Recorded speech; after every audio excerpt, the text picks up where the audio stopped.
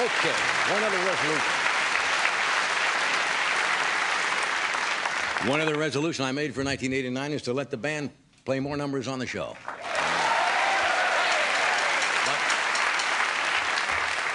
But not starting tonight.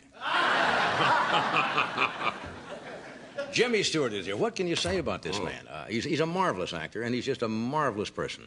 And he does the best impression of Jimmy Stewart I've ever heard in my life. Would you welcome Jimmy Stewart? I can't think of anybody I'd rather start the New Year's Eve or New Year's with than you, as a guest.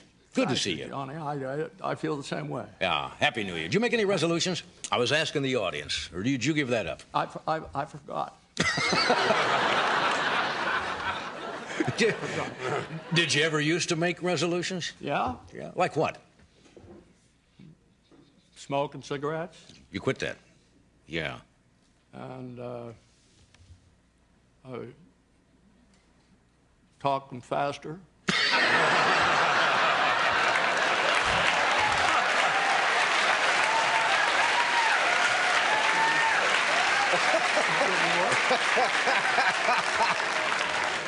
Anytime you need a straight man, just give me a call. I'll sit here and set this stuff up all night long. I don't want to talk about personally what you did, but I found it fascinating. You were down in Palm Springs over the weekend, and I guess we're with the president and Mrs. Reagan. Is that telling tales out of school? Yeah.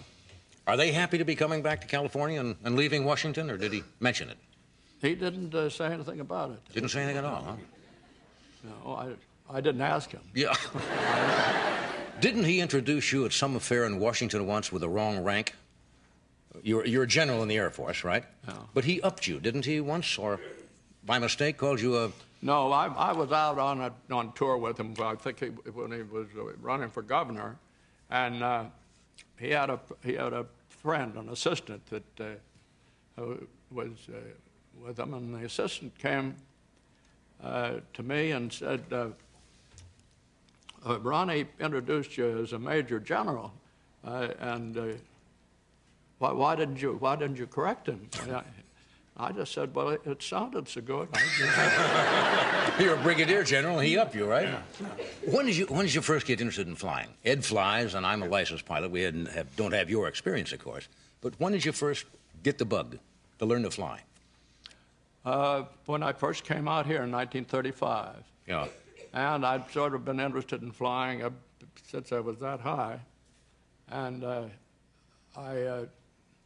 one of the first things I did, I came out working for MGM. One of the first things I did was go out to Mines Field. Now, this was a little field, not Mines Field? Never heard of it.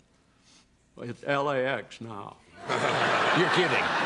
Mines Field is LAX? Mines Field. And if you're taking off to the east, yeah, anytime, and you look down south, you'll see one small building, sort of adobe-type building. Mm-hmm. And that was sort of the building and the control tower and everything else for Mines Field. Well, that was considered way out in the suppose, yeah, away from everything.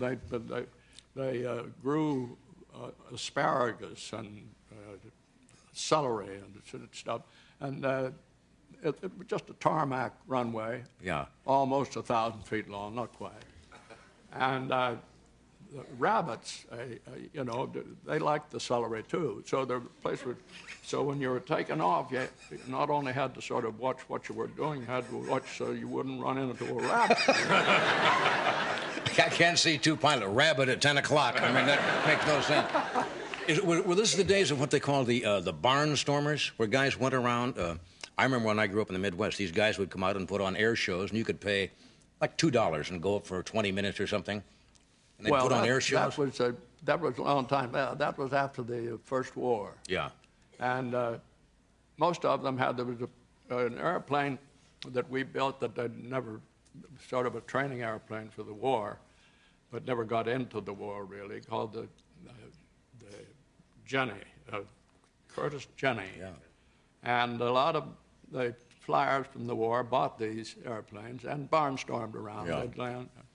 And I was determined to get a flight in one day because every once in a while they'd land. The Bennetts had a farm right south of town and a nice big field where they could land flat. And about once every month, I really wanted to, but my father didn't. He didn't care for it at all. He didn't like the idea, and I saved the money. It was 10. It started out $10 for 5 minutes, and then it went up $10 for 10 minutes. And I'd saved $20, so I thought that'd be for a good ride, you know. And but I couldn't get past my dad until one guy came into the hardware store, and he'd landed, and but he wanted to buy some stuff from the hardware store. And my dad started talking with him and sort of got to like him. And he said, and the guy said, well, why don't you bring your boy down? I'll give him a good ride and a safe ride. Don't worry about it. Right? So that changed the thing. And my dad said, all right, let's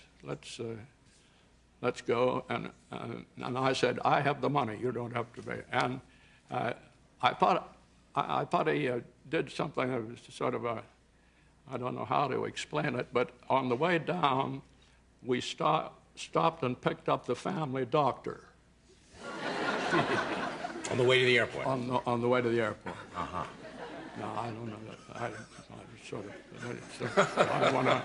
So I went up for my ride, and from then on, You were hooked. I was stuck on flying. What did the studios think in those days when you were flying? I don't imagine they encouraged it, did they, when you were under contract out here? No, they were pretty good about it. They were pretty good about it. They didn't say much. I had a very good friend, Leland Hayward, who had been flying for a long time, and he got me more and more interested in flying. Okay, we're going to take a short break here. We're coming right back. Stay where you are.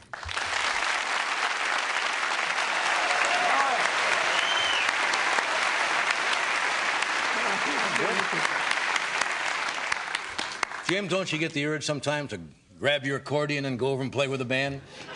Yes, but I'm afraid to do it. Yeah. Have you retired officially now from accordion playing? Yes, I think so. I think one of the last places you played it was on this show. I think maybe that's right. Yeah. But you used to play it when you were working back on Broadway, and you used to play it in a tea room part-time? No, this was up at, before I went to Broadway, this is up in a stock company called the University Players. Yeah. That Josh Logan, and he started it. And they had a place up in Falmouth, Massachusetts. And when I graduated from Princeton, Josh came up and said, why don't you come up and I'd been on a couple of triangle shows at Princeton and sort of attended a little sort of acting was fun. And I said, why don't you come up to Falmouth and you can paint scenery and, we'll give you little parts in the plays you do and everything, and you can play your accordion in the tea room. The tea room was right next to the little theater. And so I thought that was a nice idea. So I went up and I started working and everything. I played, after about the fourth time I played the accordion in the tea room, Josh came up and said, I guess maybe you better stop playing the accordion in the tea room. Several people came up and said that your accordion playing spoiled their appetite. So that was it. So that was the end of the accordion. What was the one? You were in one Broadway show that didn't last too long. What was that one called? Well, that was near, that was, Broadway in those days was a busy place. It was right in the bottom of the Depression. Right. But everybody went to the price was little. The highest price was $3.10. But $3.10? $3.10. They're getting what now? $50 and $60 a ticket on Broadway for some of the shows, something like that. Something like that. Ridiculous. But this, so we were all busy when you could get these little parts and all around because the shows were coming in one by one. But I hooked onto one, and I don't know. I should have known better, but I think I was miscast. I played the part of an Austrian count.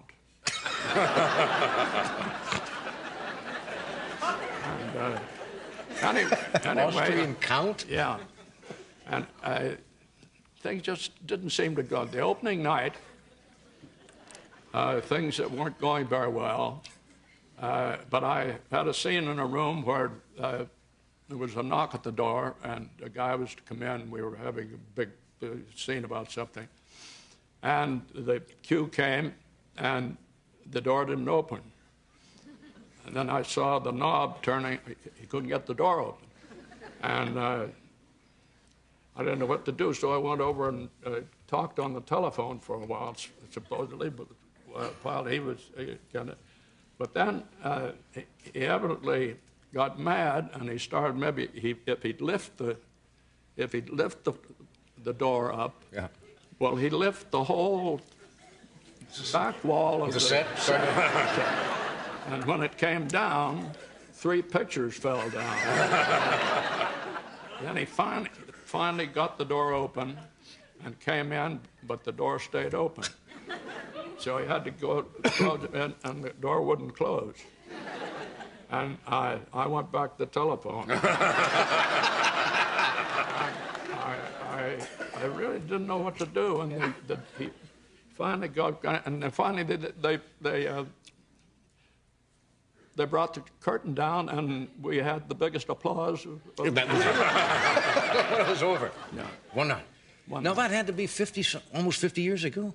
And you remember that? 34. Yeah. 34. And you remember that?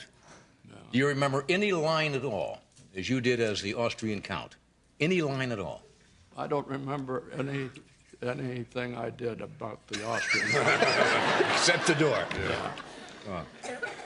How are your daughters? They're wonderful. One, Kelly, is married, lives in London, outside of Cambridge. She's here. She's the mountain gorilla girl, right. That was in Rwanda. She and her husband were Diane Fossey, and actually spent 5 years there. I know. And it's wonderful how they've been lecturing all over the place. They spent 5 years with the gorillas, and everything's going. She talks about it all the time at home. Everything's going better with the gorillas. They were very near to extinction. Right.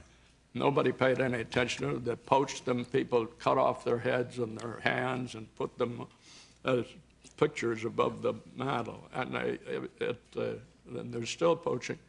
But I think it had to do something with Diane Fossey and with sort of this getting to know the gorillas and getting and the country of Rwanda itself, the government, right.